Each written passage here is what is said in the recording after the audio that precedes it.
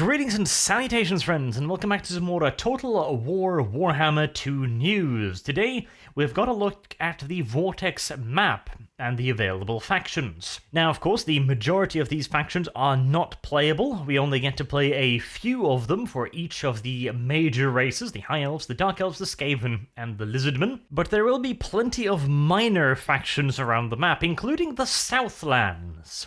The Southlands are heavier populated than I would have originally imagined. There is a small settlement of lizardmen down there. There's also a fair few tribes of greenskins, mostly goblins and a few savage orcs. There's apparently also a, I would almost guess, wood elf settlement down there, Heart of the Jungle. Now, the only reason I really say wood elf is because it's got a nice big fat tree there, and the shield itself looks decidedly elven. The name of the faction is Orion, which does sound wood elfy, and it's not listed under the High Elves faction, so probably elves. I haven't heard about any wood elves heading that far south. I've heard of some heading north, but that far south? Might be in the newer fluff, which I'm not too familiar with, the whole end time stuff perhaps, which I'm mostly trying to ignore. There's also dwarves down here, and well, that most definitively is not canon. The last dwarfish settlement down there got eaten by chaos demons before the Great War between the High Elves and the dwarves, so I guess you could argue that they might be like a tiny holdout kind of thing, but seems unlikely. Then again, there are records of dwarves surviving in the Chaos Wastes, deep beneath their carracks, in hidden tunnels, so not impossible, not impossible. We also have some, I presume, dwarves in the Greybeard's prospectors that are hanging around Cobra Pass. Now, these guys I don't mind really at all, because they're Greybeards and they're prospectors. They'd probably wander down to the Southlands if they heard stories about gold. I could totally buy the dwarves doing that. The rest of it, we've got some humans, we've got some beastmen, and we've got some vampires, or well, to be entirely precise, they're not really the vampire counts we are used to.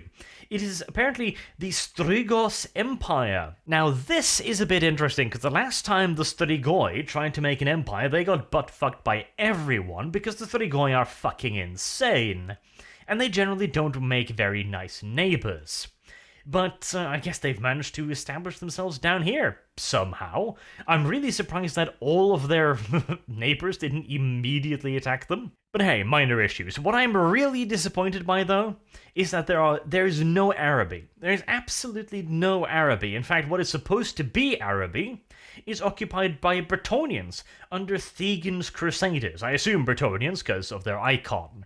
That's really sad. I'd hoped if we see the Southlands, we'd get some goddamn Arabians, and their Mameluks, and their Dark Guard, and all that colourful nonsense, but nope, unfortunately, we just get a bunch of Bretonnians, which is slightly odd, but oh well. We do get a couple of new knightly orders too. The Knights of Origo, which was originally founded to try and keep an eye on Araby. They're still down here, apparently.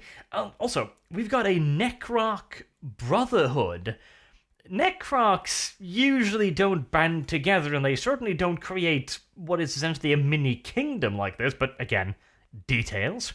Though, I'm interested in seeing the Land of the Dervishes. Perhaps that will be a kind of Araby kingdom?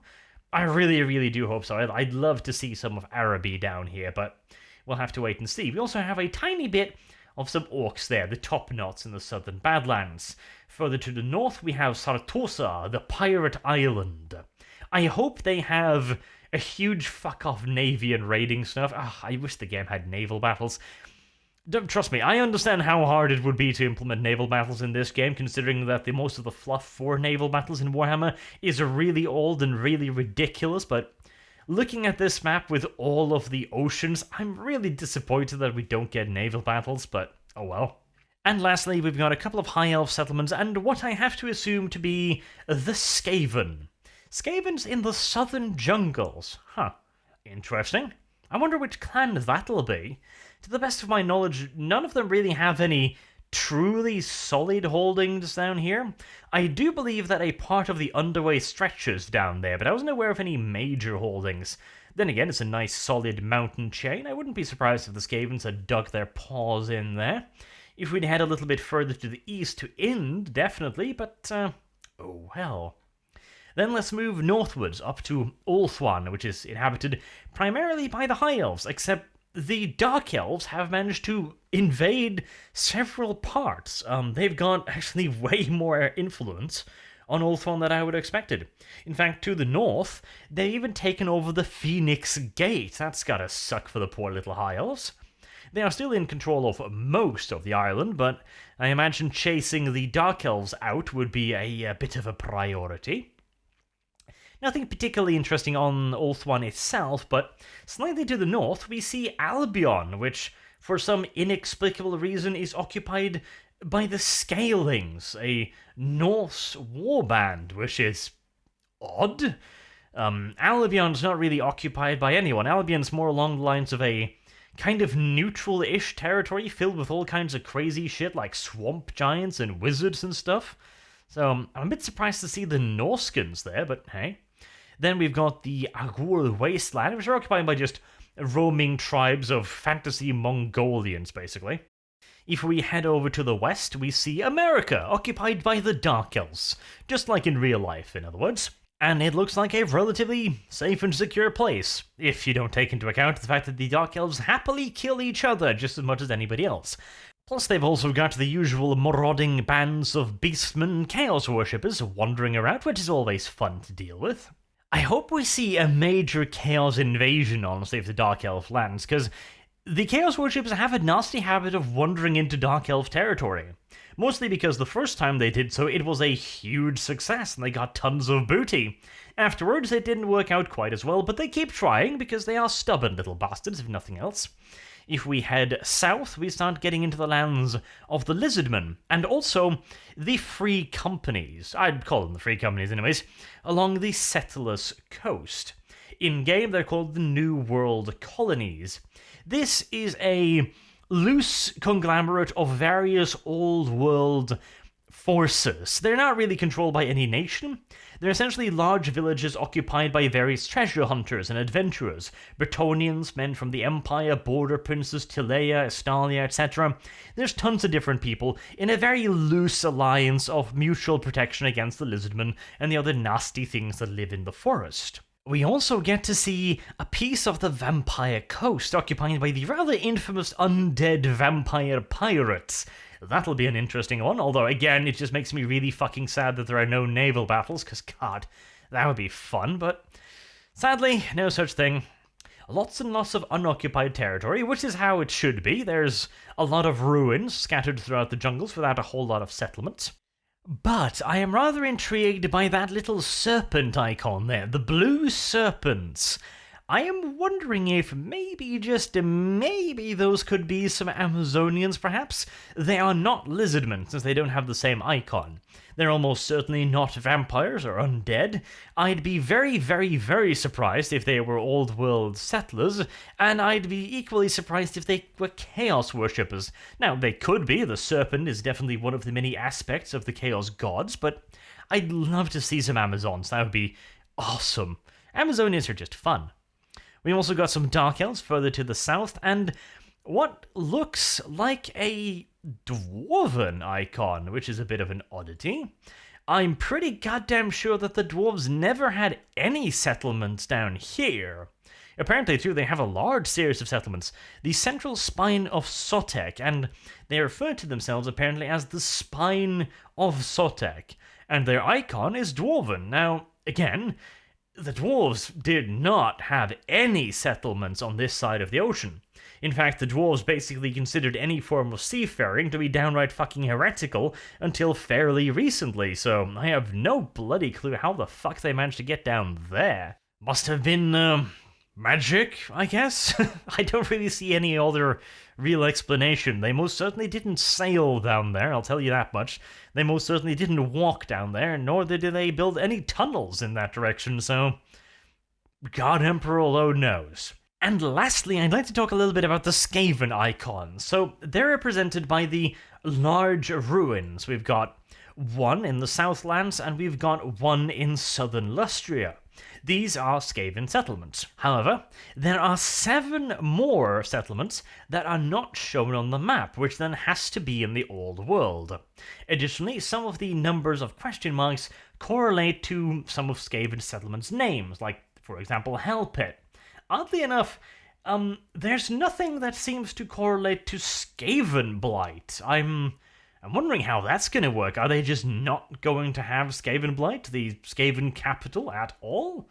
That seems like a odd decision, or, well, of course, this might just be an incomplete list. That is also entirely possible, but at least some of the question marks correlate to Skaven. Like, for example, the top, you have enough letters to spell out Skaven. You also have enough letters on a few to spell out Hell Pit, which is a Skaven settlement, but no Skaven Blight, oddly enough. Of course, I might simply be reading a bit too much into a series of question marks, but I'd be surprised if there was no Skaven Blight. On the other hand, they could perhaps do an interesting little mechanic, where Skaven Blight is not a faction. Indeed, it is ruled by the Council of 13, and as such, it sends you missions to deal with other Skaven factions and compete for their favor, essentially kind of making it the Pope of Skavendom. That would be pretty goddamn cool. I'd approve of that, most definitively. And at the end of a long series of political machinations and assassinations, you could occupy the entirety of the Skaven Council of 13, for example. Wouldn't that be cool? Or, well, 12 of the seats, anyways. That would be awesome. I'd still kind of prefer just having Skaven Blight on the map, because, you know, it's Skaven Blight is a really awesome fucking city, at least if you like the Skaven, but, that could be a pretty damn cool mechanic. We'll have to wait and see, of course, until they actually release the old world, I assume, patch, or free DLC, or whatever they want to call it, a few weeks after the release of Total War Warhammer 2.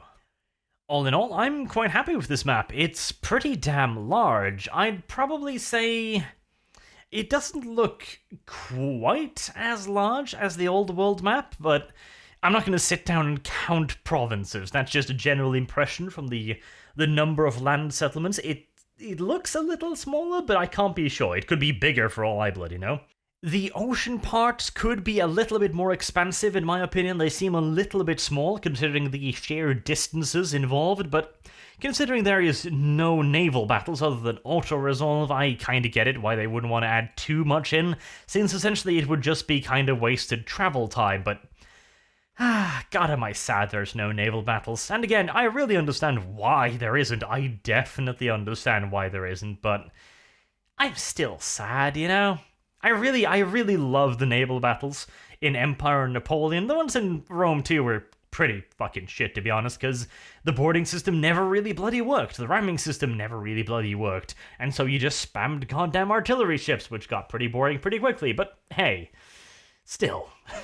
It's one of those old things, isn't it? If you can't make the system work, try to fix it instead of just fucking trash canning the entire goddamn thing, but hey, it's not the biggest deal ever. It's just a bit disappointing, especially when you're focusing so much of the map on naval provinces. I mean, what? They're probably 25-30% of the map? That's a pretty damn huge percentage. I am really kind of looking forward to seeing the potential map for Total War Warhammer 3 now, though. It's only going to be 60 fucking bucks, isn't it? That annoys me still, but oh well. I'm kind of hoping they might even go so far as to include, like, Ind, Nippon, maybe even Warhammer China. Wouldn't that be amusing? Granted, they'd have to make up entirely new armies, or just, you know, do what they did with Araby here and completely and utterly fucking ignore it, which would make me really goddamn sad, but I'd understand.